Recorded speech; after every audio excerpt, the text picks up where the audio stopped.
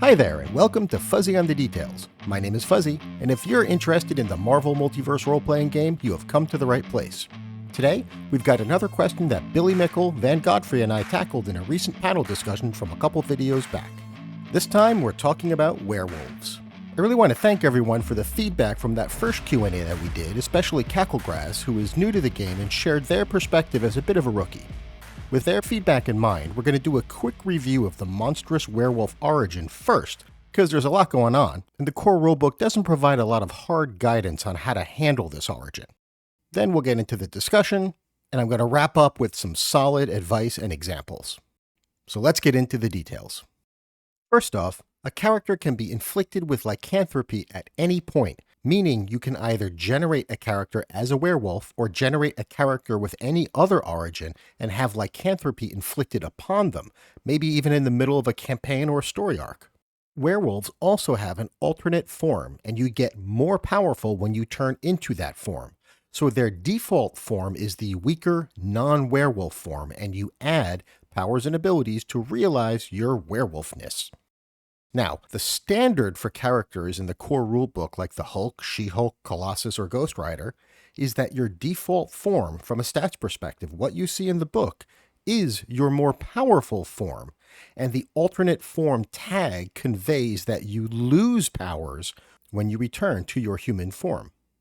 So, it is easy to balance these characters. She-Hulk and Colossus are rank 4, Ghost Rider's rank 5, and Hulk is rank 6. And they're of course mechanically balanced against other characters of that rank. However, the werewolf character might not be. A regular rank 1 character that gets bitten by a werewolf gains a rank and then some when they are in their alternate form. They get 6 powers instead of the 4 you would usually get from ranking up, so they're going to be slightly more powerful than a rank 2 fellow party member. But then what happens if a character like Killmonger gets bitten?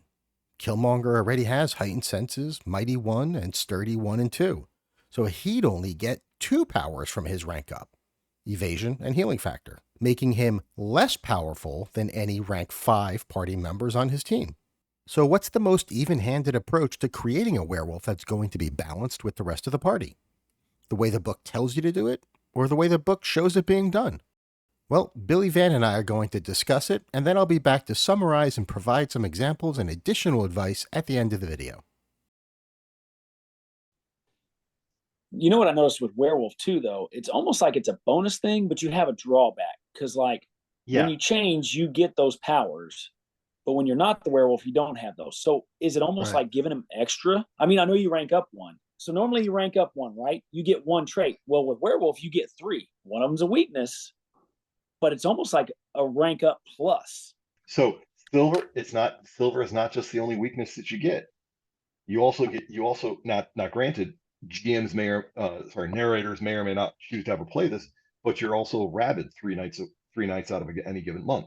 Right. You also, the berserker trait is kind of also negative. takes it's I'm going to say it's 50-50 split, but the flip side of werewolf having the alternate form trait basically is what to me says, look, this character has 2 forms.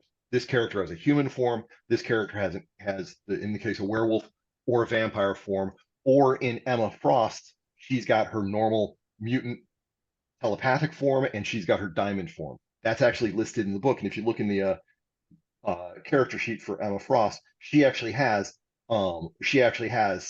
split numbers in some of her things. So that shows to me that the rules at least have an awareness that, like, oh yeah, you know what, this character sheet might not be fully fleshed out as we needed to, but we only need to really worry about it for Emma Frost right now. I'd be surprised if you don't start seeing more split character sheets in the future.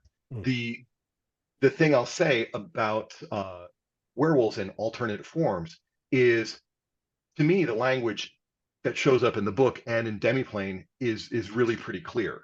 And to Billy's point, part of the feature of the werewolf form, whether we agree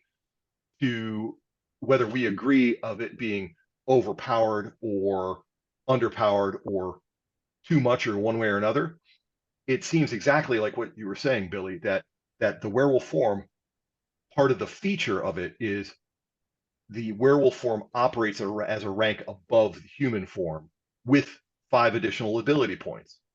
Now, and then when the character reverts back to a human form, he loses the abilities. He loses that rank up. He loses, frankly, I think most of the other powers like the sturdy and I think it's even listed that the heightened senses. I think even healing factor is lost when he's not in werewolf. Yes. And so from that perspective, it's to me really pretty clear. What's not clear to me is in terms of game balance. If you took a regular rank 1 character and slapped werewolf on them, how they would be balanced against other rank 2 characters.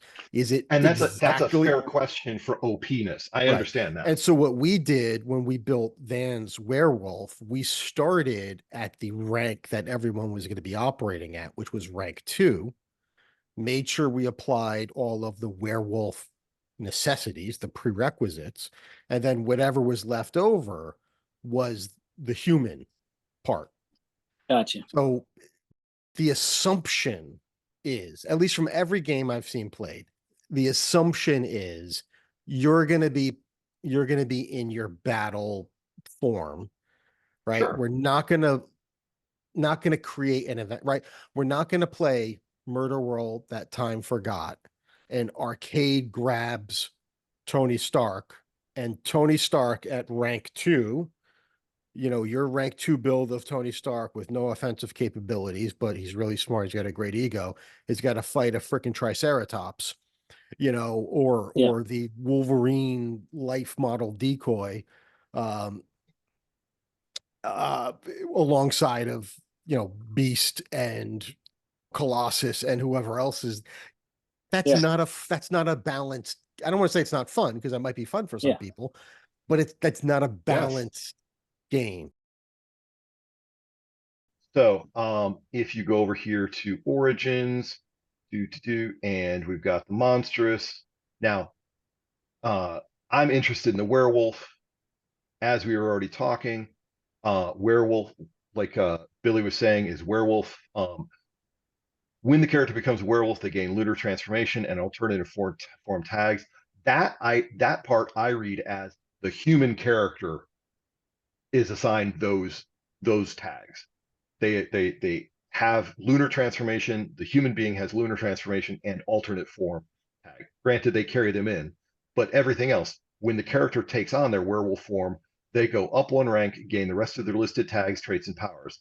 They do not gain any additional powers or traits from this bump in rank, but they do gain 5 ability points and +1 to their damage multiplier.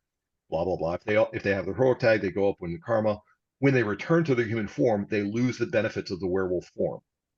I wanted to point this out because that is exactly the same verbiage as used for vampire. The only difference is vampires, you don't get to switch back and forth between being a vampire and not being a vampire. But the same verbiage, they go up 1 rank, listed traits and powers, they do not get any additional blah, blah, blah, blah, blah. So what I noticed is so going back here one last time, rank 2, I've got 10 ability points to apply, but if I go over here to my Origins and I pick and I select vampire, I'm a vampire now, and now I am rank 3. I am rank 2 That's so as my base rank. I had no idea. And I now have 15 ability points to apply. Right. Yeah. Now, what this goes back to is the way, we built your character is we didn't build them as a human that then got later bit, and now you have to add a rank. We built them as a rank 2 werewolf. And from that perspective, that's why when we were talking about this, I was meaning to say, like I've said before, you're the narrator, your game, your rules, that you're the arbiter. However, though, my understanding of this rule and this mechanic would imply that if that's the case, then the human form of my werewolf should be rank 1 with only the 5 points. And then if we want a rank 2 if we want to operationally rank 2 werewolf with 10 ability points. And the flip side of that goes into, if we're going to do that, then I believe I have to strip out some of the additional powers, because as they said, when I go up to this rank, I get specifically the powers that they specify, which are aren't a full 5. And it basically, and right now I'm looking at werewolf, but you know what I meant. So I'm gonna remove this. Yeah. Let's bring werewolf in there. Let's use that as an example. But the one thing I wanted to show you that with the vampire is because werewolf doesn't flip that, because it's only an alternate form for my character. Whereas the vampire, the character is a vampire basically permanently, whereas a werewolf is under the lunar transformation as an alternate form. And that's where I'm saying the game, and in this case, Demiplane has a mechanic in here. Oh, wait, there's one other thing I wanted to say to blow your mind. Okay, let's say, let me see, go back here, remove that, go back here. Let's say I'm a cosmic level character. Oh, now you're gonna get cosmic vampire? And I'm gonna go and say I am a cosmic vampire. Doink. Wow.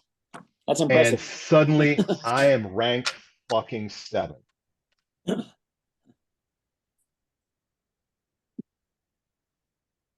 Wow. But there's not a rank 7 in the game. Okay. That's weird. Let's hope Galactus never gets bitten by Dracula.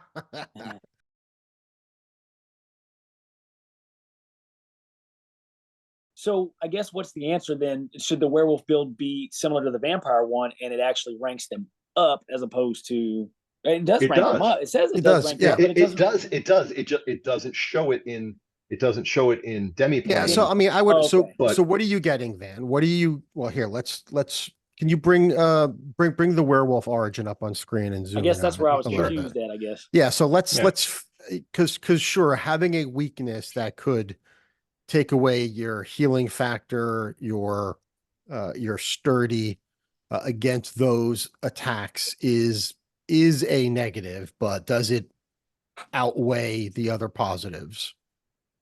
So is it all right if I throw something else out there here in a minute? So please, that's what we're talking about.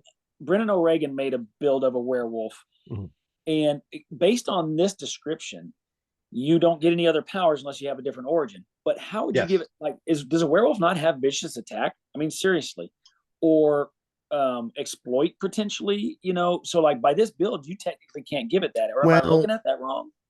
So what I would argue is that when you look at like what it has is Berserker.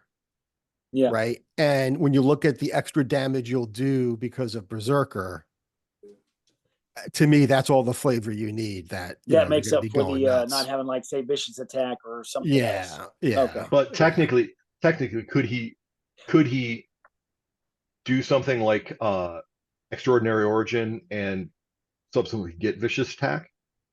Yeah, but what origin are you going to? You could, but what origin are you giving him? What's vicious attack under? Is it? I mean, it's a melee. You could just give him special. So basically, it's his claws doing it. Yeah, so you wouldn't even need to do that. You would he's already got basic power. He's got the basic power set, so it's just a matter of like, picking. Yeah, but you wouldn't be able to pick. You're not allowed to pick it because it's power. Yeah, because it's not a basic power. So in order to, you don't qualify for any, like you need this special training. Now, I would just use a trait, to get access to all that. But it is a little bit of an extra tax on there that you have. Sure. The extra. So to your point, obviously, I know you said the Berserker is the flavor, but he's not always Berserk. So like, say it's Werewolf by Night trying to control himself, then you're saying he can't slash somebody with vicious attack unless he's only Berserker, which is the flavor, right? So that's why. Yeah, but why? But why is vicious attack? Like, why are we focusing on vicious? Just as a way to do more damage? I was just throwing that in there because, like, he's. I can't even remember honestly. You could take signature attack, right? Yeah, you could. And then, and I was thinking about that. I mean, let's face it. He's a werewolf. He's not going to have a whole lot of subtlety. Yeah. Suffers from the weapon's special effect. Because like maybe he doesn't always want to be Berserker, I guess. Yeah. Well, I mean, it's not your choice. Well, it makes perfect sense that he would not want to be a Berserker if he's trying to control whenever himself. it's avoidable, because Berserker goes until he has no more focus left. So until he either runs out of enemies, which I'm glad it says enemies and not targets. Okay. Because Berserker easily could have just said targets, and then suddenly I go through the enemies and I still have focus left. I could just start tackling like my friends, which would, from my perspective as a player, I'll be honest, it would make sense. It would make sense if they changed the rule like that. I would absolutely get behind it, because from a narrative perspective, it would make sense, and it would make my character that danger that I perceive them to be. Yeah. But that being said, it goes until I lose 5 focus every turn, and I don't stop until I run out of enemies or until I run out of focus. Yeah, that's tough. And Jack Russell is trying to control his rage and control himself. So like Vicious, like maybe he still wants to attack, but he doesn't want him to get into that Berserker state. Mm-hmm. So, but I don't know. Berserker's tough to avoid. It's like, yeah, I know. They must make an ego check with a trouble number equal to the amount of damage done. Yeah, I know. So that's like almost impossible to avoid. Right. But again, from a player character, if we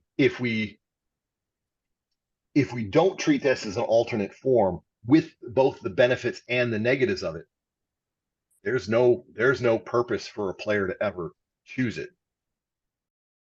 I think it's important to keep in mind that whenever we discuss something that's vague or unexplored in the rules, there isn't a right or wrong way to address it. There's only what's right for your table, and to get to the bottom of that, you need healthy debate. If you ever come across vague wording or something that's missing in the rules, keep an open mind, have some good-spirited discussions with your friends and fellow gamers, and come to a consensus that's great for all. I'll be honest, I completely changed some of my initial rulings about werewolves after talking things over with Vann. Alright, now let's break down these options and get into some fun homebrew. Option 1. Build your character when they're in their werewolf form, meaning that they've got all of their powers from being in their alternate form, and they're the same rank as the other characters. This follows the example of Hulk, She-Hulk, Colossus, and Ghost Rider profiles in the core rulebook. The benefit of this option is that they are balanced with the rest of the party when they're in combat situations, which is obviously the most important part of the game in terms of balance. The main drawback of this option is that when they're in their human form, they go down more than a full rank, and in the case of our rank 2 example here, it means the character could be less powerful than a rank 1 character when they're in their human form. You can balance things out as a narrator by doing what you can to make sure the weaker human doesn't get caught in combat. You can rule that their transformations are free actions. This is not explicit in the rules. You can make sure that silver weapons aren't terribly common in your world, and you can make sure that the character has ample time to get to a safe place before the full moon comes. One thing worth pointing out is that option 1 is a great way to build an antagonist werewolf and make sure that they're balanced.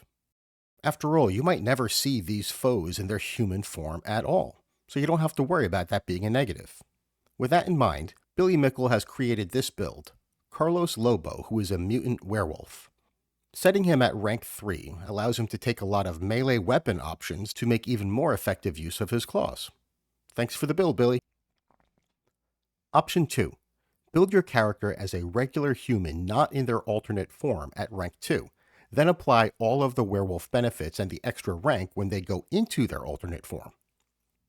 This approach is closer to the rules as written in the Werewolf Origin. The pros are, you definitely don't have to worry about the character needing to be in werewolf form all the time, because they'd be balanced with the other characters when they're in their regular human forms. I'd say this is better for roleplay. The cons are that when they are in the alternate form, they might be a little OP. The important thing with this option is for the player and narrator to talk about how it could potentially impact game balance or even the enjoyment of the other players. So for Vann's werewolf, here are a couple of things that we discussed. First, his character has some powers from the Magic Power set. He didn't think his character would be speaking much or even at all when in a werewolf form, and therefore didn't think he'd be using those powers. Nope, we're not treating this as a rules interpretations, we're just looking at this from a pure roleplay perspective. Next, there isn't a strict rule about how you change into your alternate form, and I would have considered it a free action if you were playing the weaker version of the character, but with this stronger build, I'm going to use the same rules from the shapeshift power. Meaning it would take a standard action for him to turn into his alternate form, or a reaction if he's being attacked, or threatened in some way. Next, because we're playing in a supernatural campaign, it stands to reason that many of the enemies we come across would know about werewolves and therefore their weaknesses, so silver is on the table. And finally, Vann really loved challenging role-playing opportunities, so we could occasionally put the character in a position where something important comes up during those 3 inconvenient days, and see if we can come up with a creative way to handle that. Finally, let's talk about a couple of homebrew ideas. To help keep things balanced, you could rule that a character only gets 4 of the 6 powers when they rank up to go into their werewolf form. And this is a fun one. Vann pointed out that the Werewolf Origin says that you gain 5 ability points when you go up a rank, but nowhere does it say that you have to choose the same 5 points every time you go into your alternate form. Now that might be implied, but I really like the idea of it being flexible. I used to play a lot of Werewolf the Apocalypse, so I borrowed a concept from that game which had different stats tied to the 5 different forms that a werewolf could take. Here are a few of those possibilities. So when I think about how the old school Werewolf by Night was drawn, or how the version in the Disney Plus show was portrayed, I see that as a classic Wolfman form, similar to the Glabro form in Werewolf the Apocalypse. This form might still be able to speak or even use a weapon, and most importantly, wear pants. This form could get a well-rounded distribution of stats. The full werewolf form is how the character has been portrayed more recently in the comics, and this would align to the Krynos form from Werewolf the Apocalypse. This form would hyper-focus on hitting hard and taking hard hits. A fully lupine form would be fast and have great senses, so agility and vigilance would get the big boosts with a little bit of resilience too. This would be the ultimate tracker build, especially if the agility boost puts your character at a 5 or more in agility, which would increase your speed. These are just suggestions, but I bet you could have a lot of fun mixing and matching the stat boost just a little bit. And that's what it's all about. If you come across a rule that is vague or maybe just not as fleshed out as you would like it to be, just invest the time to chat and hash things out with your narrator, and if you approach the problem with an open mind and a genuine desire to find a balanced solution, you might come up with something that's really, really fun. If you've got a topic you'd like me to discuss, please let me know in the comments. That's what user Cloudy D did a couple videos back, and guess what? Billy and I just had a whole conversation about it, and we're going to be releasing that as another Q&A video in about a week. Thanks for the suggestion, Cloudy, and keep those questions coming. You've all heard me say it before, but I really thrive on your feedback. Well, true believers, that's all I've got for you today. Thank you so much once again for all of your support, and I hope you have a great day.